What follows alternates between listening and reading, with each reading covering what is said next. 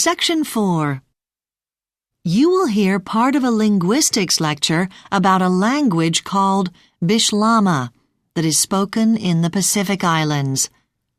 First, you have some time to look at questions 31 to 40 on page 7.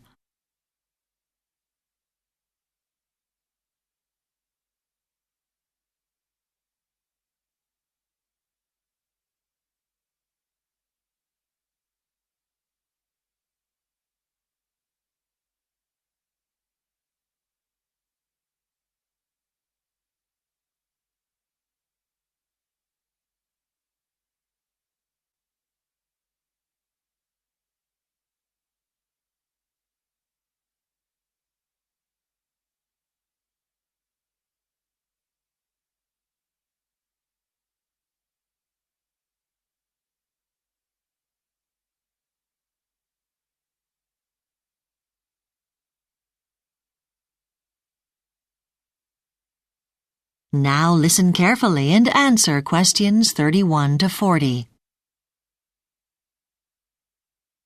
Good morning and welcome back to this series of linguistics lectures. Today, I will be talking about the language Bislama, which is a form of Pidgin English. Linguists use the term Pidgin to describe new languages that are created by combining two or more existing languages, often in a simplified form. The study of Pidgin languages is important because it provides us with information about language change and modification. The Pidgin English known as Bislama is used in the South Pacific nation of Vanuatu, a group of islands where 81 first languages are still regularly used by the local people. There are a further 17 local languages that are in danger of dying out and 8 that have been identified as extinct. This gives a total of 106 first languages in all, a very high number for a small country with a population of just 200,000 people. Then thinking about foreign languages, English is the most important and has official status largely because it is the medium for all education purposes. However, it is Bislama that is the most widely spoken language in the country, used regularly by more than 90% of the population. We should note here that in earlier times some people had negative feelings towards the language. In fact, for many years it was commonly referred to as a broken language and its use was discouraged. But attitudes have changed dramatically and today the people of Vanuatu are very proud of this unique language. It is only when we understand the historical context that we can comprehend just why Bislama developed in Vanuatu. The first form of Pidgin English in this region can be traced to around 1800, when foreign traders arrived and local people were recruited to work as sailors. On board multilingual ships, there was an obvious need for a common tongue and Pidgin English was born. This early form of Bislama continued to spread as trade in the Pacific developed in sandalwood and other local commodities. Then from about 1860, a lot of people from Vanuatu travelled to Australia to work on the new plantations as labourers. Again, because of the multilingual nature of these workplaces, it was very important to have a common language. Finally, in modern times, there have been other pressures that have maintained the need for a common language.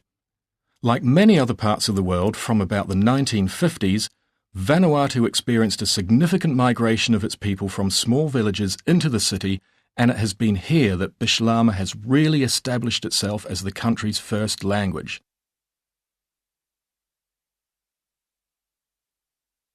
So then, how can we describe the language itself? In general terms, Pidgin languages can be defined as extremely simple versions of the original language. However, this is not a satisfactory definition in this case, and linguists prefer to describe Bislama as a developed Pidgin because it has more rules and ideas than most simple Pidgin languages found in other parts of the world. Let's think first about the vocabulary. Because Britain was the colonial power, the majority of Bislama's vocabulary is derived from English. However, some care needs to be taken here. For example, the word from in Bislama can also mean because of, so we need to be aware that words can have a wider range of meanings in Bislama. Indeed, there are numerous other potentially misleading terms, and English is not the only contributor to the vocabulary. Again, because of the region's history, there are some words, around 5 to 10%, that are derived from French. Then, a relatively small number of words have been taken from local Pacific languages.